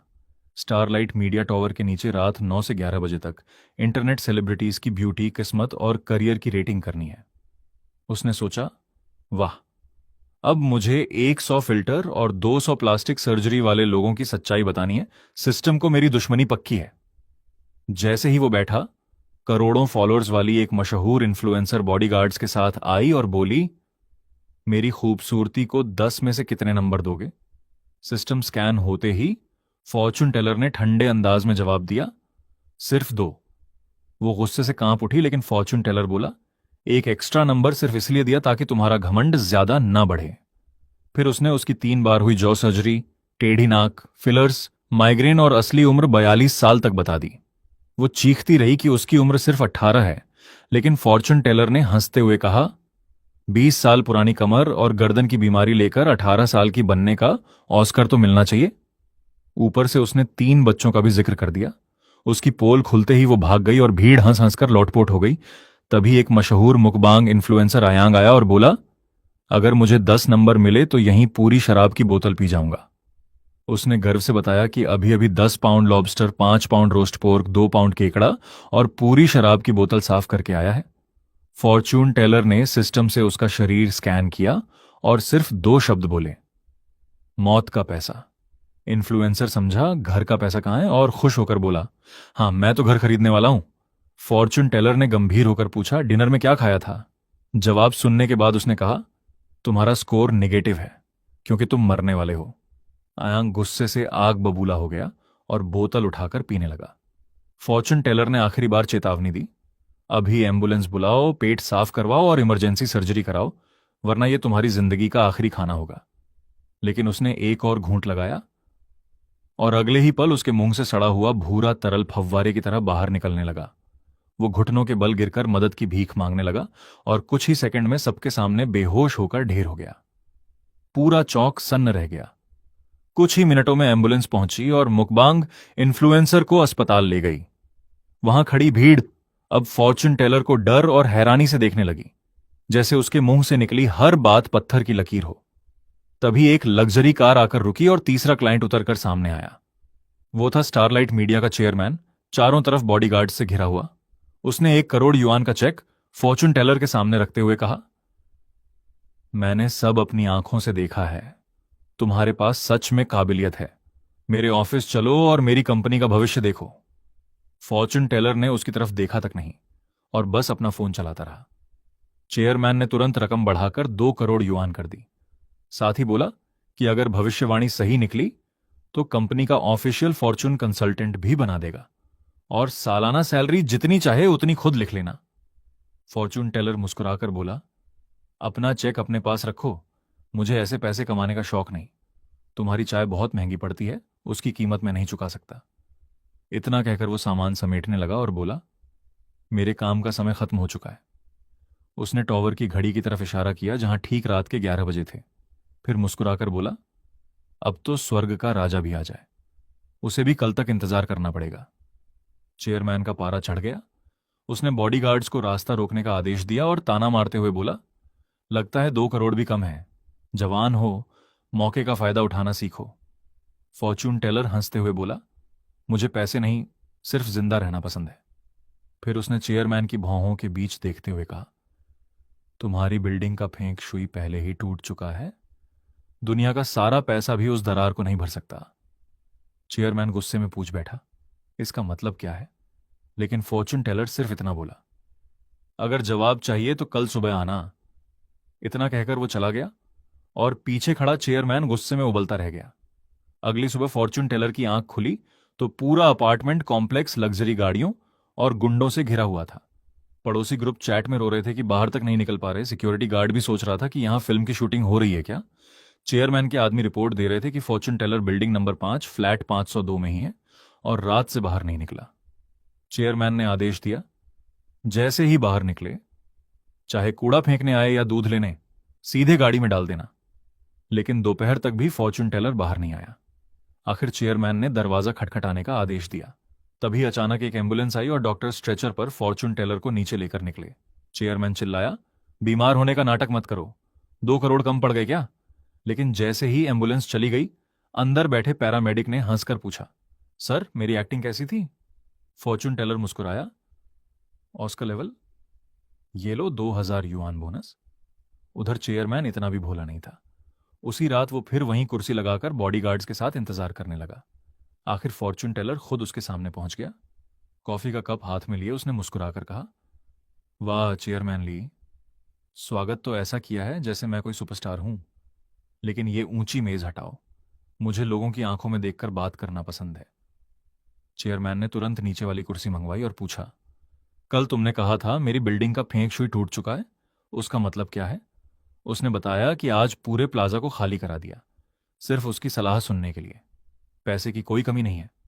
फॉर्चून टेलर की आंखें फिर नीली चमक उठीं और सिस्टम ने पूरी बिल्डिंग स्कैन कर डाली। उसने गंभीर आवाज में कहा, मैं फेंग शुई नहीं देखता, और अब फेंग शुई भी तुम्हें नहीं बचा सकता। मुझे साफ दिखाई दे रहा है कि यह बिल्डिंग गिरने वाली है। चेयरमैन गुस्से से आग बबूला हो गया और बोला कि उसने हांगकांग के सबसे बड़े एक्सपर्ट्स से डिजाइन बनवाया है। उसने बड़े गर्व से जेड बेल्ट अराउंड वेस्ट और एनर्जी गैदरिंग जैसी टर्म्स गिनानी शुरू कर दी। फॉर्चून टेलर ने शांत होकर जवाब दिया, एक्सपर्ट बिल्डिंग का फेंग शुई बना सकते हैं, लेकिन इंसान का लालच नहीं बदल सकते। फिर उसने चेयरमैन के माथे की तरफ इशारा करते हुए कहा, तुम्हारे वेल्थ पैलेस का लाल बैंगनी रंग बता रहा है कि हाल ही में बहुत सारा खून से सना हुआ गैर कानूनी पैसा कमाया गया है। इसके बाद उसने आंखों के नीचे वाले हिस्से को देखकर कहा, चिल्ड्रन पैलेस पर यह आड़ी रेखा बता रही है कि तुम्हारी बिल्डिंग के दक्षिण पश्चिम वाले सपोर्ट कॉलम में पहले से दरार पड़ चुकी है ना? चेयरमैन का चेहरा उड़ गया, क्योंकि यह राज किसी को पता नहीं था। फिर भी वो चिल्लाता रहा कि यह सब बकवास है और बिल्डिंग हर इंस्पेक्शन में पास हुई थी। फॉर्चून टेलर ने ठंडी मुस्कान के साथ कहा, कौन सा इंस्पेक्शन? वही जिसमें घटिया सरिया लगाया गया, नींव 5 मीटर कम खोदी गई और सच बोलने वाले सुपरवाइजर को नौकरी से निकालकर हादसे के नाम पर मरवा दिया गया। यह सुनते ही चेयरमैन के पैरों तले जमीन खिसक गई। फॉर्चून टेलर ने आखिरी चेतावनी देते हुए कहा, अब यह फेंक शुई का नहीं, फिजिक्स का मामला है। नींव धंस चुकी है, वजन बराबर नहीं बढ़ रहा, और तुम्हारे पास सिर्फ 3 दिन बचे हैं। अगर इस बिल्डिंग को तुरंत मजबूत नहीं कराया तो इसके साथ बहुत सारे लोग भी दफन हो जाएंगे। फॉर्चून टेलर ने अपनी 2 उंगलियां उठाकर चेयरमैन की आंखों में देखते हुए कहा, सिर्फ 3 दिन, बस 3 दिन बाद यह पूरी बिल्डिंग ढह जाएगी। और यह कोई छोटी मोटी दरार नहीं होगी, पूरा स्ट्रक्चर ताश के पत्तों की तरह गिर जाएगा। उसने सख्त लहजे में आगे कहा, चेयरमैन ली, अब यह कोई बिजनेस डील नहीं रही। तुम्हारे पैसे मुझे नहीं चाहिए। अगर यह बिल्डिंग गिरी तो हजारों बेगुनाह लोग मरेंगे, और इस प्रोजेक्ट से कमाया गया हर पैसा इंसानी जानों की कीमत होगा। आखिर में तुम्हारी मंजिल सिर्फ जेल की बैरक और कैदियों वाला खाना है। यह सुनते ही वहां मौजूद लोग, जो पहले से लाइव स्ट्रीम कर रहे थे, चेयरमैन के सारे काले कारनामे रिकॉर्ड करने लगे। चेयरमैन घबरा गया और गुस्से में चीख पड़ा, सब कैमरे बंद करो, लाइव अभी के अभी बंद करो। लेकिन तब तक बहुत देर हो चुकी थी। फॉर्चून टेलर ने घड़ी देखी और शांत स्वर में कहा, मेरे काम का समय खत्म हो गया है। इतना कहकर वो अपनी कार में बैठकर वहां से निकल गया। रास्ते में उसने मन ही मन सोचा, आज कम से कम हजारों लोगों की जान बच गई। रात को घर पहुंचते ही वो थक कर बिस्तर पर गिर पड़ा, जबकि सोशल मीडिया पर उसकी वीडियो आग की तरह फैल चुकी थी। लोग पूछ रहे थे कि हाफ इमॉर्टल जांग आखिर गायब कहां हो गया। अगली सुबह स्टारलाइट मीडिया के शेयर सीधे जमीन पर आ गिरे और चेयरमैन के घोटाले की खबर से कंपनी में हड़कंप मच गया। तभी शिर्ण परिवार की बुजुर्ग महिला उसके घर पहुंची। फॉर्चून टेलर ने दरवाजा खोला तो हैरान रह गया। महिला बोली, मैं तुम्हें बधाई देने नहीं आई हूं। जिन्हाई यूनिवर्सिटी में कुछ अजीब हो रहा है। लाइब्रेरी के छात्र रात में अपने आप पन्ने पलटने की आवाज सुनते हैं और कई मानसिक रूप से टूट चुके हैं। फॉर्चून टेलर ने ठंडे अंदाज में जवाब दिया, मैं फॉर्चून टेलर हूं, भूत पकड़ने वाला प्राइवेट डिटेक्टिव नहीं। लेकिन महिला ने कहा कि उनका परिवार यूनिवर्सिटी का सबसे बड़ा डोनर है और ये घटनाएं उसकी 100वीं सालगिरह बर्बाद कर देंगी। उसने लालच देते हुए पश्चिमी उपनगर की पूरी हॉट स्प्रिंग्स वैली देने की पेशकश कर दी। फॉर्चून टेलर ने बिना पलक झपकाए मना कर दिया। जैसे ही वो कमरे में लौटा, सिस्टम का नया मिशन सामने आ गया। उसे अगले दिन सुबह 7 से 9 बजे तक जिन्हाई यूनिवर्सिटी के वेस्ट गेट पर छात्रों की पढ़ाई और करियर से जुड़ी समस्याओं का समाधान करना था। अगली सुबह वो थिंकर स्टैच्यू के सामने बैठ गया और अपना बोर्ड टांग दिया, एकेडमिक कंसल्टेंट। देखते ही देखते छात्र उसके चारों ओर जमा हो गए। कोई फोटो खींच रहा था, कोई वीडियो बना रहा था और पूरे कैंपस में हाफ इमॉर्टल जांग ट्रेंड करने लगा। पहला छात्र घबराया हुआ आया और बोला, क्या मुझे पीएचडी जारी रखनी चाहिए या छोड़ देनी चाहिए? फॉर्च्यून टेलर ने उसका चेहरा देखकर कहा, तुम्हारी माथे की हड्डी और भौहें बता रही हैं कि तुम जन्मजात रिसर्चर हो। तुम्हारे अंदर लिटरेचर स्टार है, यानी तेज दिमाग और कमाल की एनालिटिकल क्षमता। लेकिन उसने रुक कर कहा, तुम्हारे ऊपर गहरे भूरे रंग की नकारात्मक आभा छाई हुई है जो तुम्हारी अकादमिक जिंदगी को सड़ा रही है। तभी छात्र ने अपनी पीएचडी छोड़ने की आधिकारिक एप्लीकेशन निकालकर दिखा दी। भीड़ फुसफुसाने लगी कि यह तो फिजिक्स डिपार्टमेंट का सबसे बड़ा जीनियस ले हुई है। फॉर्च्यून टेलर ने उसे सामने बैठाकर उसका सिर छुआ और अचानक पूछा, क्या तुम्हारे सुपरवाइजर के बाल कम उम्र में झड़ गए हैं? मुस्कुराने पर मुंह के किनारे गहरी लकीरें पड़ती हैं और नाक के पास बाएं गाल पर काला तिल है। छात्र के होश उड़ गए। कांपती आवाज में बोला, ये तो बिल्कुल मेरे सुपरवाइजर वोंग जांग घोंग का चेहरा है।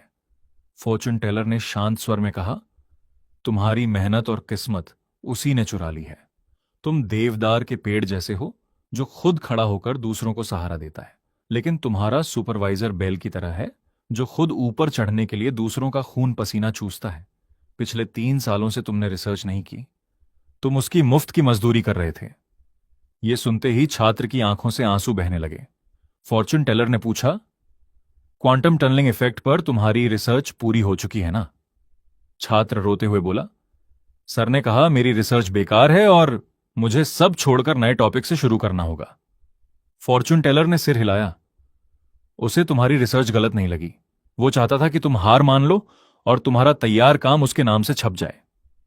फिर उसने साफ कहा, यह यूनिवर्सिटी नहीं, तुम्हारे लिए अकादमिक जेल बन चुकी है। उसने छात्र को सलाह दी, उत्तर की तरफ जाओ, इस सुपरवाइजर को छोड़ दो।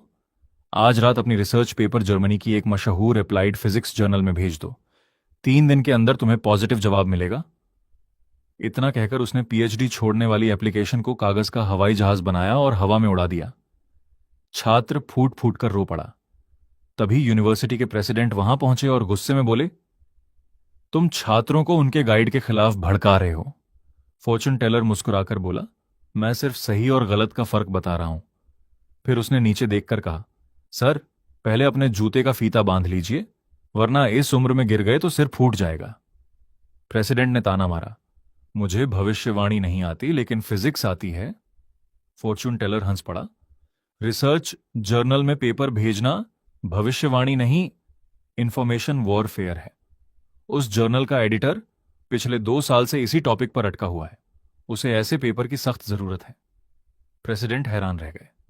फॉर्च्यून टेलर ने आगे कहा, और आपके दाएं जूते का फीता बाएं से ज्यादा घिसा हुआ है।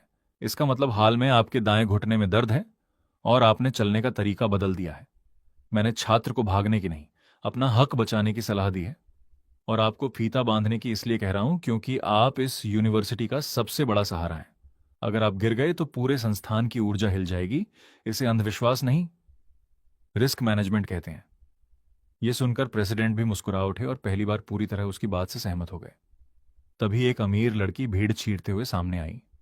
उसने खुद को ली शुइया बताते हुए कहा, अगर तुम इतने ही बड़े फॉर्च्यून टेलर हो तो बताओ, क्या मैं स्टूडेंट यूनियन की लीडर बनूंगी? सही निकला तो पैसे तुम्हारे, गलत निकला तो कैमरे के सामने खुद को फ्रॉड कहना पड़ेगा। भीड़ बोली कि उसके परिवार ने यूनिवर्सिटी को 50 लाख का दान दिया है और एक्सटर्नल रिलेशंस हेड की पोस्ट लगभग उसी के नाम तय है। फॉर्च्यून टेलर ने बिना 1 सेकंड गंवाए कहा, नहीं, तुम हेड तो छोड़ो, साधारण मेंबर भी नहीं बन पाओगी। पूरा कैंपस हंस पड़ा। फिर फॉर्चून टेलर ने उसकी आंखों में देखते हुए कहा, तुम्हारी काबिलियत अच्छी है लेकिन तुम्हारा स्वभाव बहुत खराब है।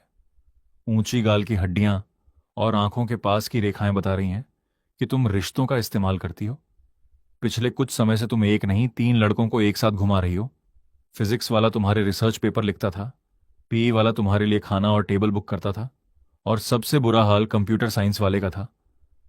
बेचारा 3 रात लगातार जागकर तुम्हारी इलेक्शन प्रेजेंटेशन तैयार करता रहा। इतना सुनते ही पूरी भीड़ की आंखें फटी की फटी रह गईं। फॉर्चून टेलर ने ठंडी नजर से उसकी तरफ देखा और बोला, तुम्हारी सबसे बड़ी समस्या टैलेंट की नहीं, कैरेक्टर की है।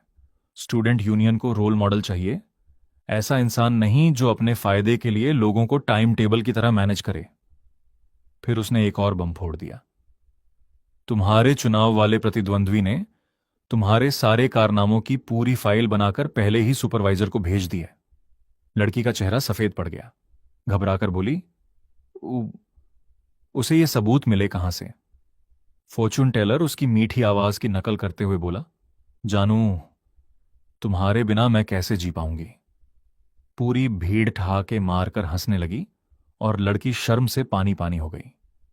फॉर्च्यून टेलर ने कहा, जिस सीएएस वाले लड़के को तुम बेवकूफ समझती थीं, उसने अपनी सुरक्षा के लिए तुम्हारी सारी चैट्स और रिकॉर्डिंग्स का बैकअप बना रखा था। इसलिए अब लीडर बनने का सपना छोड़ो और माफीनामा लिखने की तैयारी करो। तभी उसका फोन बज उठा। स्क्रीन पर सुपरवाइजर का नाम चमक रहा था। लड़की डर के मारे कांप गई और बिना पीछे देखे वहां से भाग निकली। तभी एक लंबा चौड़ा बास्केटबॉल प्लेयर दौड़ता हुआ आया। आंखों में आंसू लिए उसने कहा, प्लीज मेरी गर्लफ्रेंड को ढूंढ दो, वो कल रात से गायब है। भीड़ को लगा ये भी कोई ड्रामा है, लेकिन लड़का रोते हुए बोला, मैं मजाक नहीं कर रहा। कल रात मेरी गर्लफ्रेंड सुयू लाइब्रेरी में पढ़ रही थी। रात 11 बजे उसने मैसेज किया कि बुक शेल्फ के पीछे से दीवार खुरचने जैसी आवाज आ रही है। फिर उसने हेल्प वाला स्टिकर भेजा। उसके बाद फोन बंद हो गया। फॉर्चून टेलर ने शांत होकर पूछा, हाल में तुम दोनों की लड़ाई हुई थी? लड़के ने कहा, नहीं, मैं तो कल आधा घंटा लाइन में लगकर उसके लिए स्ट्रॉबेरी खरीद कर लाया था। थोड़ी देर सोचने के बाद उसे याद आया कि उसकी गर्लफ्रेंड लाइब्रेरी में सीट घेरने वालों और जोर जोर से पन्ने पलटने वाले ग्रेजुएट स्टूडेंट्स से परेशान थी। फिर उसे याद आया कि चश्मा पहनने वाला एक अजीब लड़का भी हमेशा उसे घूरता रहता था। फॉर्च्यून टेलर मुस्कुराया और बोला, तुम्हारी गर्लफ्रेंड को किसी भूत ने नहीं उठाया। वो इस वक्त स्टूडेंट अफेयर्स ऑफिस में बैठी प्रतिज्ञा पत्र लिख रही है। सब दंग रह गए। उसने आगे बताया, कल रात वो एक लड़के के जोर से पन्ने पलटने पर इतना गुस्सा हो गई कि तुम्हारे प्यार से लाए हुए स्ट्रॉबेरी उसी के लैपटॉप और किताबों पर फेंक दिए। लड़का वहीं जम गया। उसका चेहरा उतर गया। फॉर्च्यून टेलर जाते जाते हंसकर बोला, तुम्हारा रिलेशनशिप समझना तो एडवांस मैथ्स से भी मुश्किल है। अपना ख्याल रखना। शाम तक पूरा यूनिवर्सिटी फोरम उसी की चर्चा से भर गया। कुछ छात्र तो उसे एग्जाम पास कराने वाला देवता कहकर फोटो के सामने हाथ जोड़ने लगे। तभी सिस्टम का नया मिशन आया। इस बार शहर के सबसे बड़े पेट हॉस्पिटल में जानवरों की रहस्यमयी बीमारियों का पता लगाना था। अगले दिन फॉर्च्यून टेलर ने वहां पेट लैंग्वेज एक्सपर्ट का बोर्ड लगाया और लिखा कि फीस आपकी मर्जी। पहली क्लाइंट एक अमीर महिला थी जो अपनी छोटी डॉगी बेला को लेकर आई। उसने शिकायत की कि बेला हर रात भौंकती है और उसके महंगे बैग चबा देती है। कई डॉक्टर दिखाए लेकिन सबने कहा कि डॉग बिल्कुल स्वस्थ है। फॉर्च्यून टेलर की आंखें बैंगनी चमकी और उसने कहा, समस्या बैग नहीं, आप खुद हैं। महिला भड़क गई। फॉर्च्यून टेलर बोला, आपको अपनी आवाज मीठी लगती होगी, लेकिन डॉग के लिए आपके हाई हील्स, महजों की गोटियां, रात की पार्टियां और तेज म्यूजिक लगातार शोर मचाते हैं। वो सो ही नहीं पाती। उसका घर भी लिविंग रूम के पास है जहां धुआं और शोर दोनों पहुंचते हैं।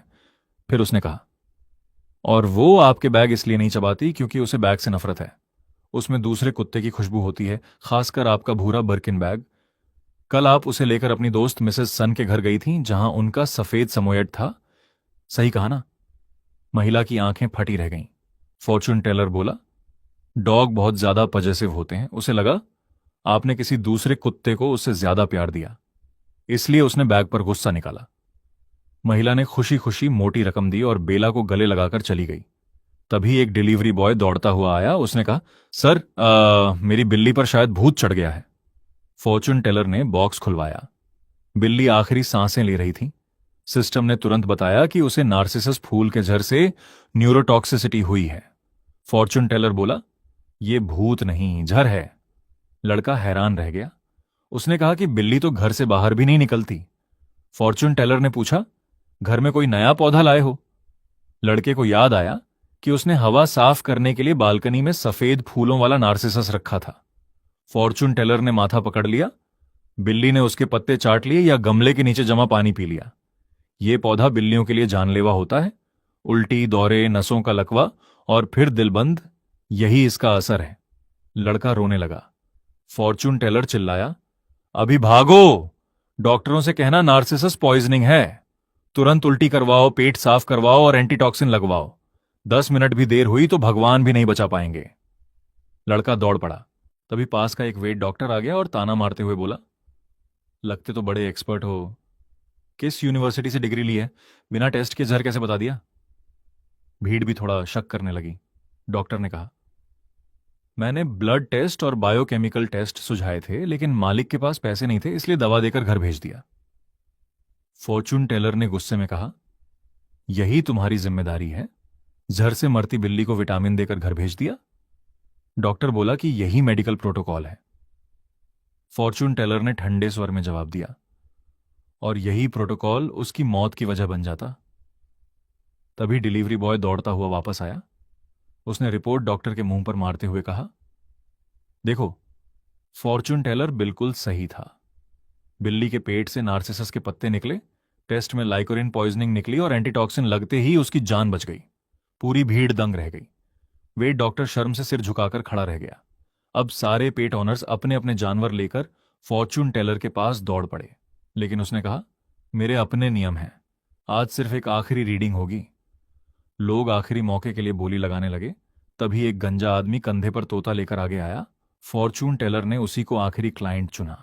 आदमी बोला, मेरा तोता बिल्कुल फिट है, इससे ज्यादा हेल्दी तो मैं भी नहीं हूं। फॉर्चून टेलर मुस्कुराया, बीमार नहीं है, बस आजकल जरूरत से ज्यादा बोलने लगा है। तभी तोता जोर से चिल्लाया, जानू दरवाजा खोलो। फिर बोला, पासवर्ड 8888। चलो डेट पर चलते हैं, मेरी बीवी को मत बताना। और आखिर में जेम, शरारती लड़की। पूरा मैदान हंसी से गूंज उठा। बेचारा गंजा आदमी पसीना पसीना हो गया और बोला, ये सब टीवी देखकर सीखा है। लेकिन तोता फिर चिल्लाया, जानू दरवाजा खोलो। भीड़ हंसते हंसते लोटपोट हो गई। किसी ने चिल्लाकर पूछा, भाई टीवी देखते हो या अपनी लव स्टोरी की रिप्ले?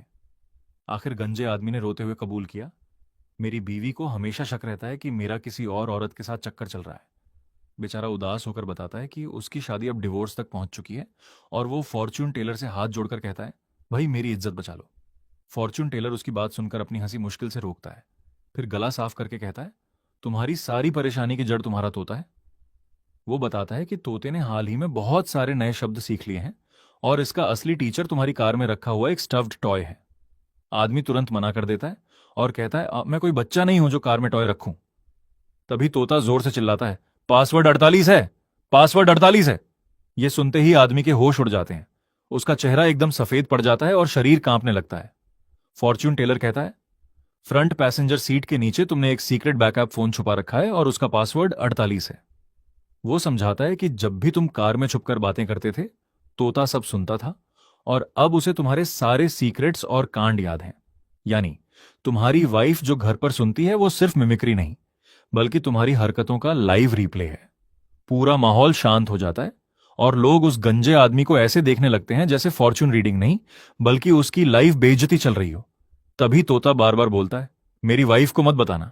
इतने में उसका फोन बजता है और स्क्रीन पर वाइफ का नाम शेरनी दिखता है। बेचारा डरते डरते कॉल उठाता है। उधर फॉर्चून टेलर के सिस्टम में नोटिफिकेशन आता है कि मिशन सक्सेसफुल रहा, उसके ब्रेन ट्यूमर की एक्टिविटी और कम हो गई, उसकी लाइफ बढ़ गई और उसे नई पावर स्पिरिचुअल ईयर मिल गई। अब गंजे भाई घर जाकर बचे या नहीं ये तो भगवान ही जाने। रात में एक लग्जरी ब्लैक कार आती है जिसमें से आर्कियोलॉजी एक्सपर्ट ओल्ड शीन उतरते हैं। वो फॉर्चून टेलर के घर पहुंचकर उसे उसके पूरे नाम जांग फोंग से बुलाते हैं और बताते हैं कि उन्होंने उसकी मेडिकल रिपोर्ट देखी है जिसमें पता चला कि उसका ब्रेन ट्यूमर बढ़ने की बजाय धीरे धीरे ठीक हो रहा है। फिर वो सरकार की तरफ से उसे एक स्पेशल रिसर्च प्रोजेक्ट में शामिल होने का ऑफिशियल इन्विटेशन देते हैं। फॉर्च्यून टेलर पूछता है कि रिसर्च किस बारे में है, तो एक्सपर्ट बताते हैं कि ये ऐसी रहस्यमयी चीजों पर है जिन्हें साइंस आज तक नहीं समझ पाई। उसे एक प्राइवेट फैसिलिटी में पहला विक्टिम दिखाया जाता है जो लगातार कुछ अजीब अजीब बड़बड़ा रहा होता है। कंट्रोल रूम में बैठे एक प्रोफेसर उसका मजाक उड़ाते हैं, लेकिन तभी एक साइंटिस्ट नोटिस करता है कि फॉर्च्यून टेलर की उंगलियों की टैपिंग बिल्कुल विक्टिम के होंठों की मूवमेंट से मैच कर रही है। माहौल अचानक बदल जाता है। फॉर्च्यून टेलर अपनी टेलीपैथी एक्टिवेट करता है और अपनी विजन में देखता है कि विक्टिम पानी में डूब रहा है। उसके पैरों में घास लिपटी हुई है और उसके फेफड़े जल रहे हैं। आंखें खोलकर वो पूछता है, क्या जोंग युआन 7 साल की उम्र में अपने गांव की नदी में डूबा था और उसकी जान मुश्किल से बची थी? ये सुनते ही पूरा ऑब्जर्वेशन रूम सन्न रह जाता है। प्रोफेसर चिल्ला उठता है, यह नामुमकिन है। एक्सपर्ट चेन तुरंत अपनी टीम को सिर्फ 3 मिनट में जांच पूरी करने का आदेश देते हैं। कुछ देर बाद फोन पर कंफर्म होता है कि फॉर्च्यून टेलर की कही हर बात बिल्कुल सच थी। बताया जाता है कि 21 साल पहले जोंग युआन अपने गांव की पुरानी हाई नदी में डूब गया था। 5 मिनट से ज्यादा बेहोश रहा और गांव वालों ने आखिरी पल में उसकी जान बचाई थी। अगर आपको लगता है कि अब असली गेम शुरू होने वाला है तो कमेंट में 48 जरूर लिखना। संदेह में डूबा प्रोफेसर बार बार सदमे में यही दोहराता है कि ऐसा हो ही नहीं सकता। वो बताता है कि आर्कियोलॉजी टीम ने उस युवक से सिर्फ 3 दिन पहले खुदाई वाली जगह पर संपर्क किया था जहां प्रीकिन युग की बांस की पट्टियां मिली थीं। जो भी उन पट्टियों को छूता उसकी मानसिक हालत बिगड़ने लगती और 1 हफ्ते के अंदर सभी अजीब लक्षण दिखाने लगते।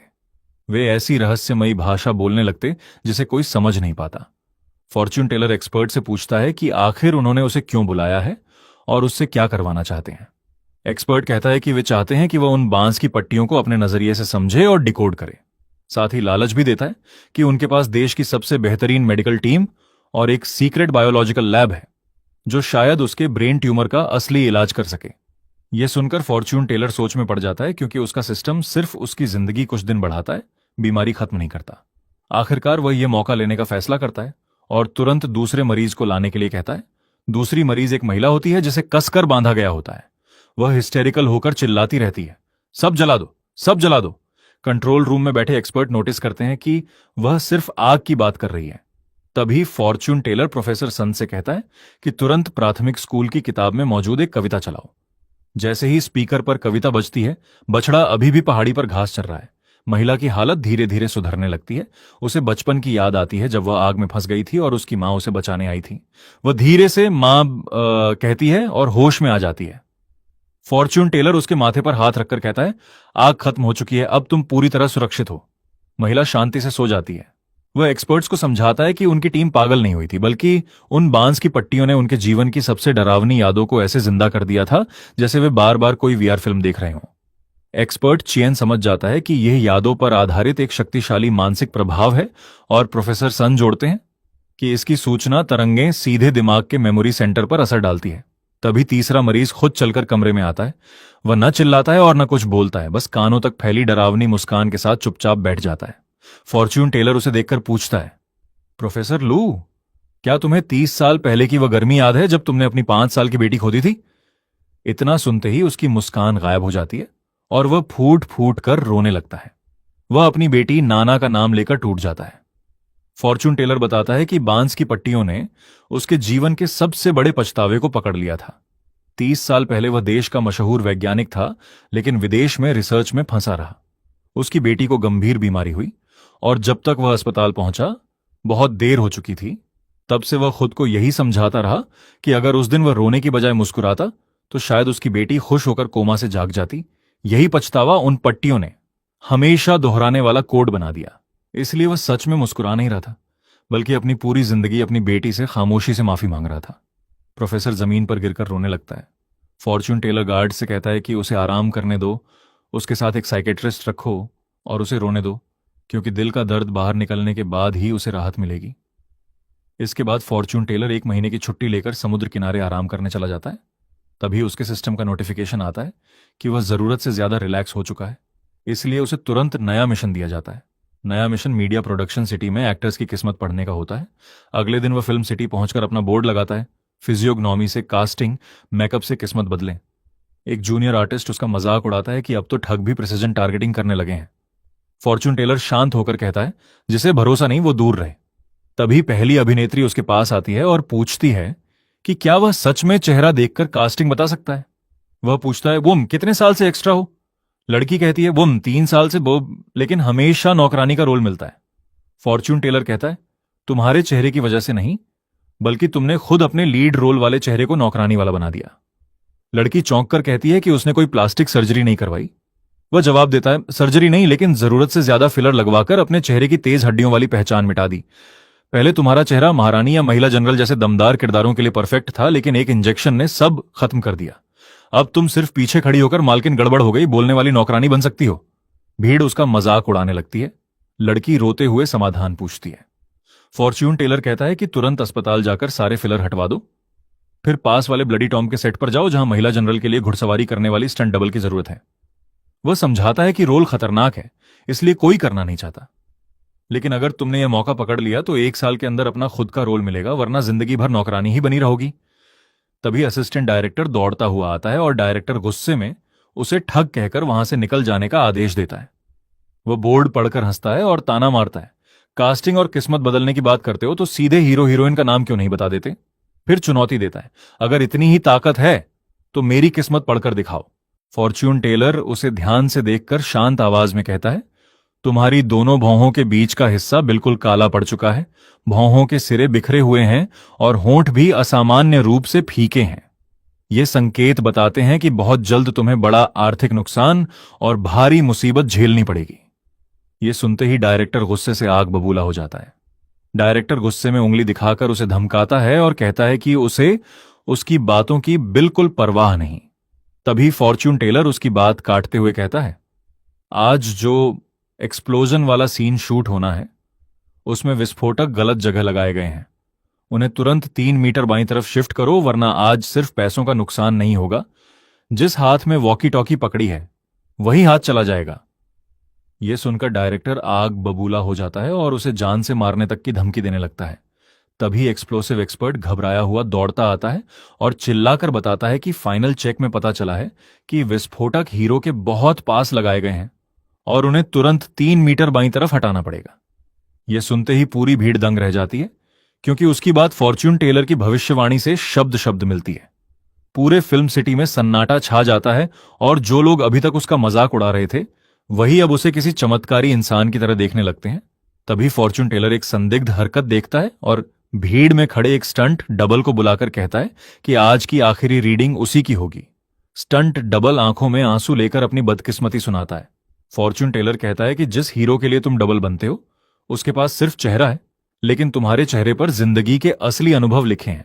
तुम्हारी हड्डियों की बनावट सोए हुए ड्रैगन जैसी है और तुम्हारे अंदर असली महान इंसान बनने की किस्मत है, लेकिन तुमने अपने जुआरी पिता का कर्ज चुकाने के लिए खुद को एक अन्यायपूर्ण कॉन्ट्रैक्ट में बांध लिया और हमेशा किसी और की परछाई बनकर रह गए। असली हीरो अवार्ड जीतता रहा और तुम्हें सिर्फ 30,000 रुपये मिले। यही तुम्हारे दुख की सबसे बड़ी वजह है। वह उसे सलाह देता है कि डस्ट नाम की कम बजट वाली फिल्म में अपने असली नाम से ऑडिशन दो। वहां एक ऐसे एक्टर की तलाश है जिसके अंदर असली हुनर हो। अगर यह मौका पकड़ लिया तो 1 साल में तुम्हें अपना खुद का रोल मिलेगा, वरना जिंदगी भर डबल ही बने रहोगे। स्टंट डबल भावुक होकर उसे प्रणाम करता है और नई उम्मीद के साथ वहां से चला जाता है। फॉर्च्यून टेलर अपना सामान समेटकर जाने लगता है। तभी पुराना एक्सपर्ट उसे रोककर एक नया ऑफर देता है। वो बताता है कि एकेडमी ऑफ साइंसेज उसे प्रोजेक्ट पांगू के लिए स्पेशल इवैल्यूएशन कंसल्टेंट बनाना चाहती है। यह देश के भविष्य से जुड़ा बेहद गोपनीय प्रोजेक्ट है, जिसमें सही वैज्ञानिक चुनना सबसे बड़ी चुनौती है, क्योंकि कई लोग फर्जी रिज्यूमे और बढ़ा चढ़ाकर लिखी उपलब्धियों के सहारे अंदर घुसने की कोशिश कर रहे हैं। तभी उसके सिस्टम से नया मिशन आ जाता है, जिसमें उसे रोज सुबह 10 से 12 बजे तक उम्मीदवारों की किस्मत और ऊर्जा पढ़कर 3 सही उम्मीदवार चुनने होते हैं। अगले दिन वह एक्सपर्ट के साथ एकेडमी पहुंचता है, जहां प्रोजेक्ट के प्रमुख वैज्ञानिक फांग चेनशू उसका स्वागत करते हैं। फॉर्च्यून टेलर हाथ मिलाने की बजाय अपना छोटा लकड़ी का स्टूल निकालकर उस पर बैठ जाता है। फांग छिड़कर पूछता है कि यह अजीब हरकत क्यों, तो वह शांत होकर कहता है कि उसे अपनी चीजों पर बैठना ज्यादा पसंद है। पहला उम्मीदवार अंदर आता है, जिसे फांग जीनियस डॉक्टर बताता है। फॉर्च्यून टेलर अपनी खास आंख से उसकी ऊर्जा देखता है, जो बाहर से जलते हुए विशाल पेड़ जैसी चमक रही होती है, लेकिन अंदर से पूरी तरह सड़ी हुई होती है। वह कहता है कि इसकी प्रतिभा इसकी अपनी नहीं बल्कि किसी और की है। फिर खुलासा करता है कि 3 साल पहले इसके सुपरवाइजर की मौत के बाद ही इसकी रिसर्च अचानक दुनिया भर में मशहूर हुई। यह सुनकर उम्मीदवार के चेहरे का रंग उड़ जाता है। फांग गुस्से में आरोपों का विरोध करता है, लेकिन फॉर्च्यून टेलर कहता है कि बस इसके दिवंगत प्रोफेसर की फाइलें और लैब एक्सीडेंट की रिपोर्ट जांच लो। तुरंत जांच शुरू होती है और कुछ ही देर बाद पता चलता है कि उम्मीदवार ने अपने सुपरवाइजर प्रोफेसर ली चिंगो की रिसर्च चुराई थी और लैब हादसा भी पहले से रचा गया षड्यंत्र था। सिक्योरिटी उसे गिरफ्तार करके बाहर ले जाती है। फॉर्च्यून टेलर समझाता है कि कागज, डिग्री और रिसर्च चुराई जा सकती है, लेकिन इंसान की ऊर्जा कभी झूठ नहीं बोलती। फांग आखिरकार उसकी बात मान लेता है। थोड़ी देर बाद फॉर्च्यून टेलर ताजी हवा लेने बाहर निकलता है और रिसर्च सेंटर में घूमते हुए अचानक एक कोने में झाड़ू लगाते बूढ़े सफाई कर्मचारी की ऊर्जा देखता है, जो एक विशाल बैंगनी ड्रैगन की तरह आसमान छू रही होती है। वह तुरंत कहता है, जिस जीनियस की तुम लोग तलाश कर रहे हो वो यही आदमी है। फांग हंसकर कहता है कि ये तो अंकल लू हैं जो 20 साल से यहां सफाई कर रहे हैं। तभी बूढ़ा कर्मचारी मशीन की तरफ देखकर कहता है कि इस सेंट्रीफ्यूज की बेयरिंग सिर्फ 0.03 मिलीमीटर टेढ़ी है और अगर अभी नहीं रोका गया तो अंदर रखे सुपर कंडक्टर सैंपल पूरी तरह बर्बाद हो जाएंगे। फांग तुरंत मशीन चेक करता है और स्क्रीन पर बिल्कुल 0.03 मिलीमीटर की ही चेतावनी देखकर उसके होश उड़ जाते हैं। वह हैरान होकर पूछता है कि यह कैसे पता चला। बूढ़ा मुस्कुराकर कहता है कि उसने सिर्फ मशीन की आवाज सुनकर समझ लिया, क्योंकि उसकी आवाज किसी बीमार इंसान जैसी लग रही थी। फॉर्च्यून टेलर दोबारा अपनी आंख से उसे देखता है और उसके अंदर छिपी रहस्यमयी बैंगनी आभा देखकर कहता है कि इतनी किस्मत और इतनी ऊर्जा किसी साधारण इंसान की नहीं हो सकती। वह देश की नींव रखने वाले महान लोगों में से एक है। एक्सपर्ट उसकी गुप्त फाइल खोलते हैं और पता चलता है कि यह साधारण सफाई कर्मचारी नहीं, बल्कि देश के परमाणु रिएक्टर कूलिंग सिस्टम के चीफ इंजीनियर लियू चिन बांग हैं। सबकी आंखें नम हो जाती हैं। प्रोफेसर फांग झुककर उनसे माफी मांगता है। बूढ़े वैज्ञानिक मुस्कुराकर फॉर्च्यून टेलर से पूछते हैं कि उसने उनकी असली पहचान कैसे जान ली। वह जवाब देता है, मैं कभी किसी की डिग्री, पैसा या पुरानी उपलब्धियां नहीं देखता। मैं सिर्फ यह देखता हूं कि उसके अंदर मेहनत और जुनून की आग अभी भी जल रही है या नहीं। तभी तीसरी उम्मीदवार, एक खूबसूरत लड़की, मुस्कुराते हुए कमरे में प्रवेश करती है। वह फॉर्च्यून टेलर से हाथ मिलाने आगे बढ़ती है, लेकिन जैसे ही वह अपनी खास आंख से उसे देखता है, उसके पैरों तले जमीन खिसक जाती है, क्योंकि उसकी नजर में वो इंसान नहीं बल्कि एक रोबोट निकलती है।